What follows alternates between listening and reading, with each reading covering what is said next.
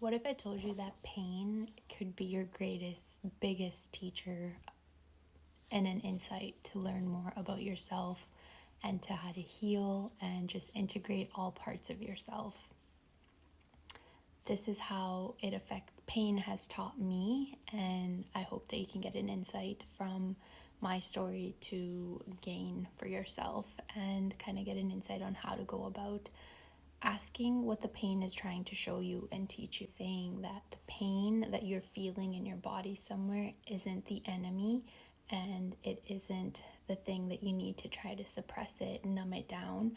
It's actually something that is popping up in your body for you to pay attention to it. It's like a little bell system in your body being like, hey, something's wrong, something's happening.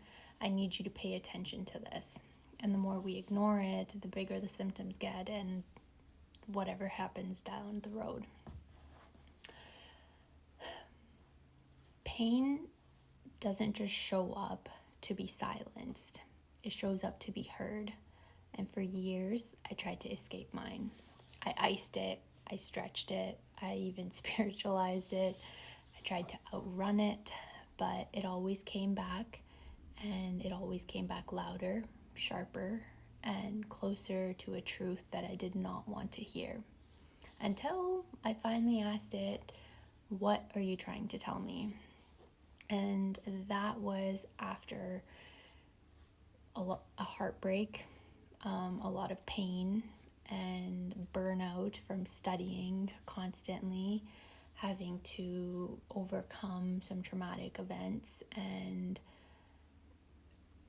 also a possible cancer scare, like some of you might have already known from my previous videos. And initially, when you first start noticing the little pain symptoms pop up, you want to numb it down. You want to ignore it. You want to be like, oh, it's no big deal. You want to start fixing with little quick fixes. Take a painkiller, try to add a little bit of stretching or whatever, right? Like, they're not even doing things that are going to be harmful, but what you're told to do as what you should do when pain shows up in your body. And sometimes when you're doing that, you're kind of making it worse. When you're just masking it, you're making the pain in the moment feel like it doesn't exist, but in the long run, it's just festering underneath that band-aid. And till you rip that band-aid off and see what's actually underneath, you're never going to know fully to the depth of what is happening and how deep that pain goes. And it wasn't till right before or right around the time frame of doing like a bunch of MRIs and figuring out if and just going down the path of figuring out if I had cancer or not, is when it really struck a chord. And I had a moment of surrender and reflection and just slowing down, really slowing down to see what was causing this, where was this coming from, and really coming in acceptance of like everything that's gone down and everything that I might have tried to minimize of certain betrayals and pains that happened. And I tried to like, oh, it's no big deal, and just kind of push them away and keep trucking through of like life and going to work, going to school, and all of that, and not really sitting with it and looking at the pain and heartache and betrayals and all of that, and just sit with it, listen to it, ask it what it needs. And it's not like at the initial part, like no tests could really explain what I was feeling, right? Like, but my body wasn't broken, and I know it still isn't, even though past surgery and healing and all that, it was just begging me to slow down.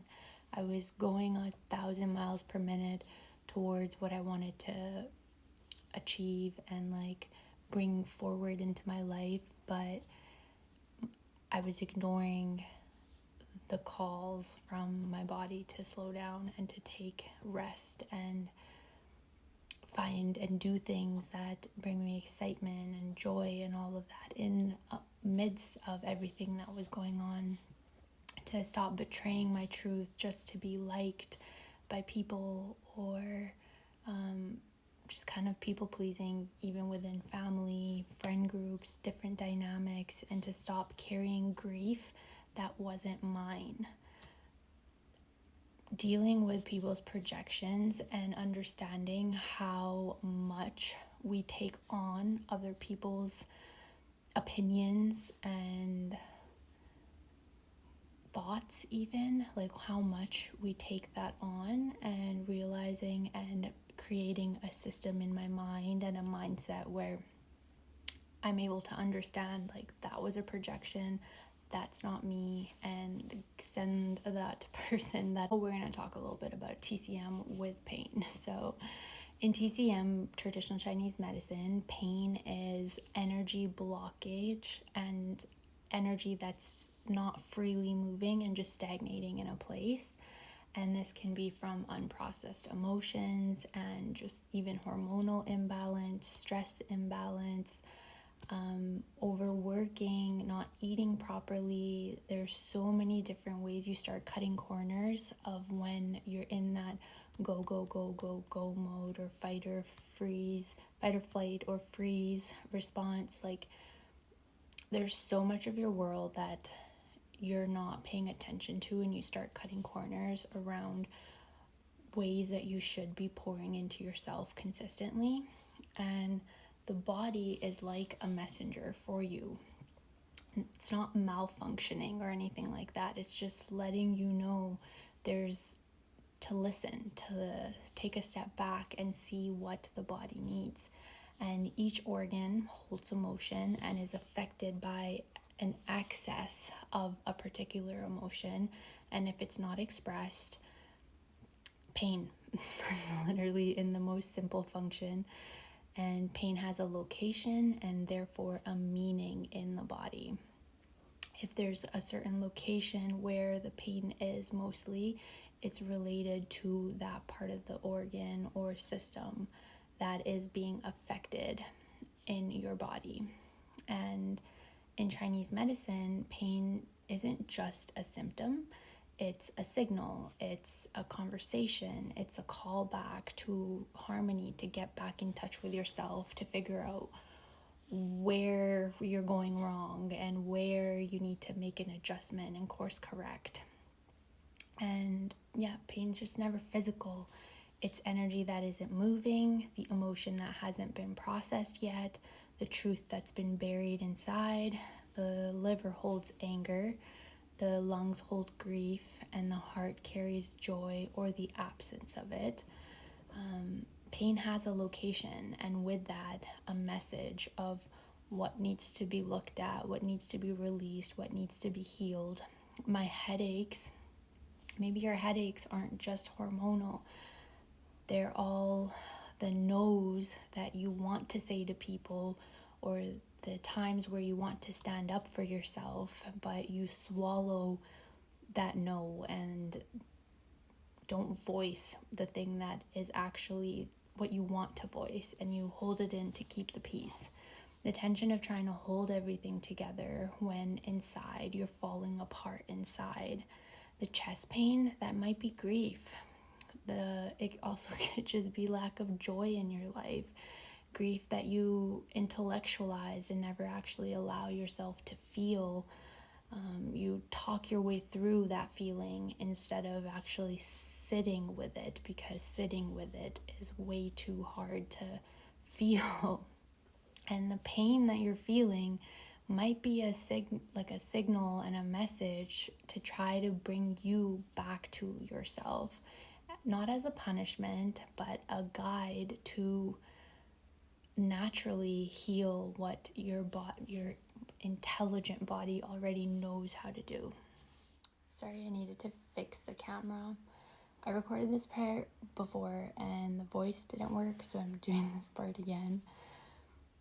what happens when you actually start listening to your pain? There's a shift that happens within your mind, mentally, emotionally, spiritually, physically, even too. Like when you start listening to the pain, when you start breathing with the pain and not against it, you start consoling that pain, you start listening and recognizing even where it's coming from, which version of you is being triggered, what happened around that time frame, and giving that part of you love.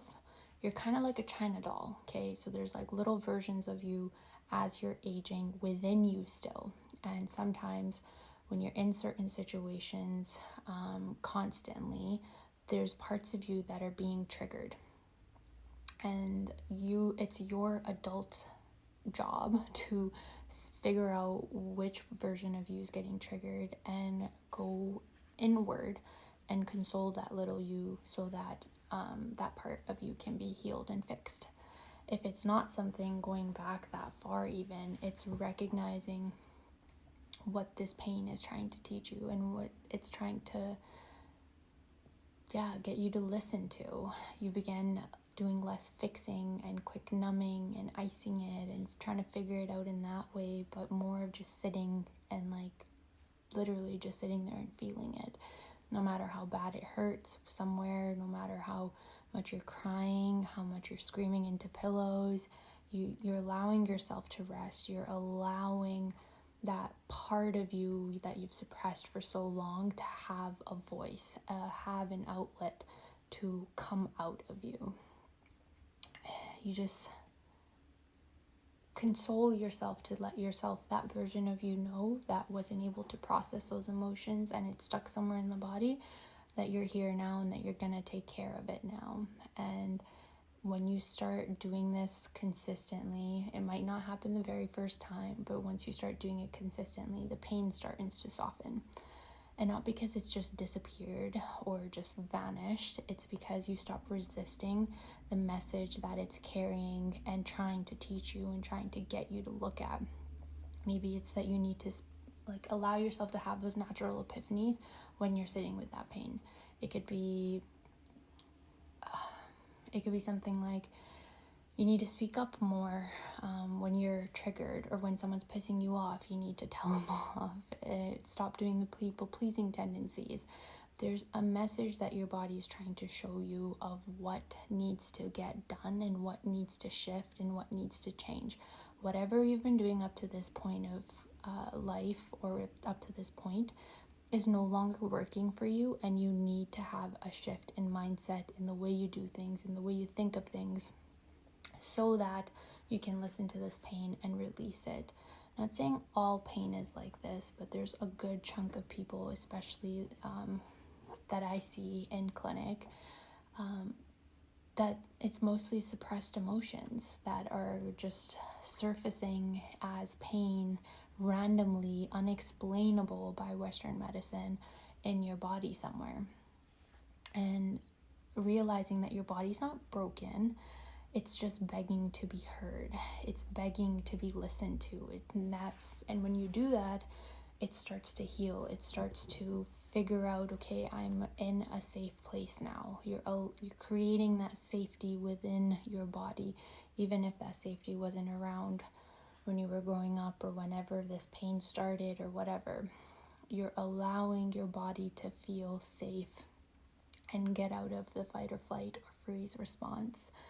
And when pain comes and visits you, once you start this healing process, you then start asking, instead of being like, oh my God, here we go again, you're asking it, what do you want me to know? What am I not doing good enough? Or what am I not paying attention to enough? What do I need to shift? What do I need to change?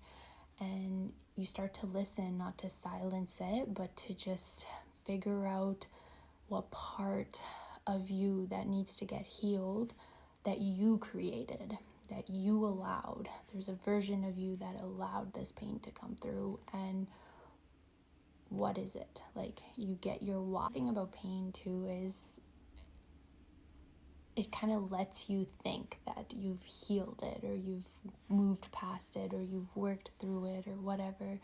And especially if you don't have health and coping mechanisms of how you're going to feel through that pain, you're going to resort to binge watching Netflix. You're going to resort to binge watching or binge eating, or just playing video games for like 12 hours. Or if it's going more extreme, you're going to drink alcohol, do drugs, God knows what else, right? Like, but you're finding quick fixes and quick dopamine hits to like relieve that pain and make it feel better. But in the long run, you will be making more compulsive decisions and choices that may feel good right now, but they're gonna be harmful for you in the later in life, or just a few weeks, few years down the road, and make the pain even more worse than what it would be if you just listened to that pain and you sat with it. No matter how hard it is, no matter how long you're gonna cry, how hard you're gonna cry, or work through whatever needs to get worked through. And so in that sense, I would like, if your pain could talk, if your pain could speak, what would it say to you? Would it be an epiphany that you need to change? What do you need to change, basically, right? I'd love to hear from you. Share it in the comments. This is a space for healing, reflection, and truth. And if you're walking your path of healing, I make videos each week to remind you that you're not broken, you're becoming whole, and you're coming home to yourself. So that's pretty much it. This was a more vulnerable video that I've made, and I hope you liked it. And until next time, bye.